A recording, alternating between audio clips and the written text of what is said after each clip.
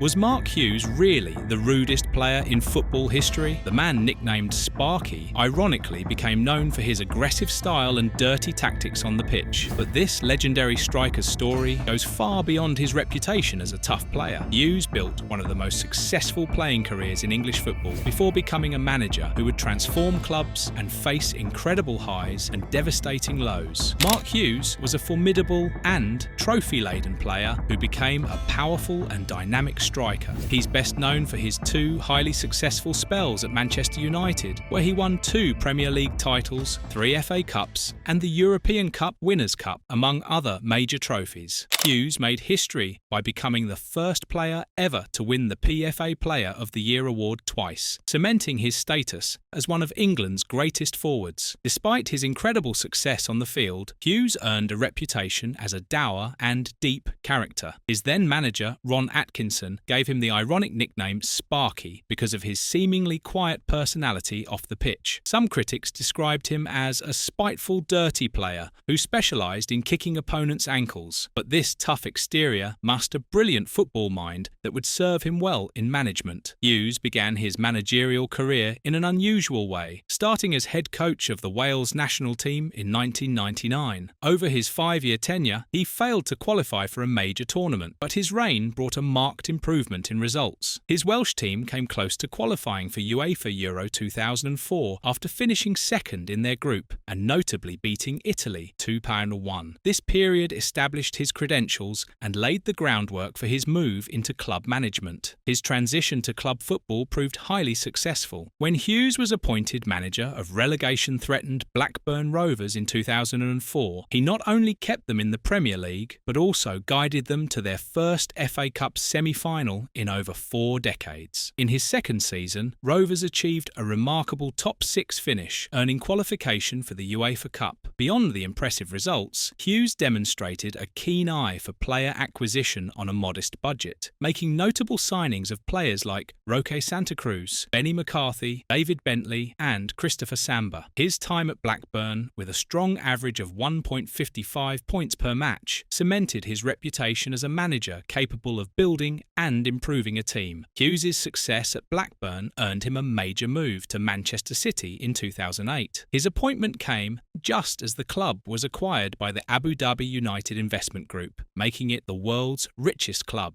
This new financial landscape immediately placed immense pressure on Hughes to deliver with high-profile signings. He responded by breaking the British transfer record to sign Robinho from Real Madrid for £32.4 million.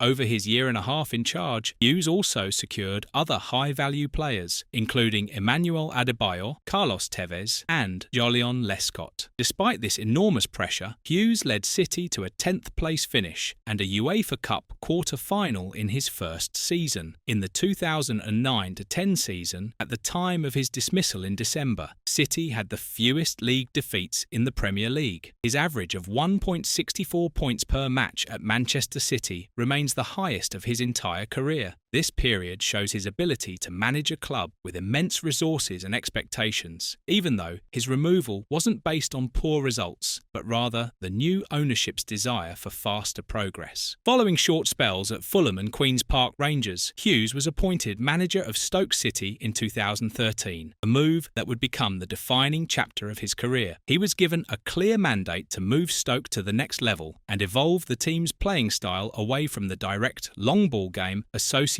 with his predecessor, Tony Pulis. Hughes' tactical overhaul was immediate and dramatic, focusing on a more patient passing build-up and greater emphasis on creative play. This new philosophy was reflected in his early transfer targets, such as Mark Munisa and Marko Arnautovic, who were brought in to facilitate this change. Under Hughes, Stoke's passing accuracy rose from last to 15th in the league, and their average possession increased from 43.3% to 46.2%. The team's reliance on set pieces for chance creation decreased significantly, dropping from a top 3 ranking to the bottom half of the league. At the same time, chances created from open play rose from last to 16th. and the overall number of chances per game increased from 7.42 to 8.03. This period at Stoke represents the peak of Hughes's career as a tactical innovator. He demonstrated that he was not a failing manager, but rather a coach capable of creating a successful and forward-thinking philosophy. His ultimate struggles, therefore, cannot be blamed on a lack of tactical knowledge, but must be understood as a result of other, more complex factors that began to emerge later in his tenure. The success of Hughes's tactical transformation was proven by results on the pitch. In his first season, Stoke achieved a 9th place finish, their highest league position since 1974-75. This was the first of 3 successive 9th place finishes, representing a period of unprecedented stability and success for the club in the Premier League. During this time, Hughes was able to attract fantasy players like Bojan Krkic and Xherdan Shaqiri, who embodied the new, more expressive style of play. This period represents a high point where his tactical vision, transfer policy, and on-field results came together to create a successful, stable club. However, while Hughes's early successes at Blackburn were built on smart, value-for-money signings, his later career became defined by expensive, high-risk acquisitions that frequently failed to live up to their price tags. This decline in his transfer success became a key factor in the unravelling of his later managerial tenures. The same manager who found success with bargain signings like Roque Santa Cruz and David Bentley at Blackburn became the man who spent significant fees on players who did not deliver. At Stoke, significant fees were spent on players such as Gianelli Mbula for £18.3 million, Saido Berahino for £12 million, and Kevin Wimmer for £19.4 million, none of whom lived up to their price tags. His high-risk transfer policy served to muddy the club's identity, leaving them as neither one thing nor the other. This failure to successfully integrate high-value signings into his tactical system directly connected with the decline in the team's performance and his own points-per-match average. Hughes's managerial career was also consistently marked by a contentious public persona. He was repeatedly fined by the Football Association for improper conduct and received touchline dismissals. He was sent to the stands after a heated exchange with a referee while managing Stoke City and later admitted his behaviour was unacceptable. However, his acceptance of charges was often accompanied by broader resentment, blaming incidents on a lack of consistency from officials. When faced with the threat of a touchline ban, he refused to contest the FA charge, stating he had no hope of winning given the FA's high strike rate, but his club still released a statement expressing concerns about inconsistent enforcement by match officials. This pattern of defiance extended to his public comments. After losses, he would often make what were perceived as unconvincing excuses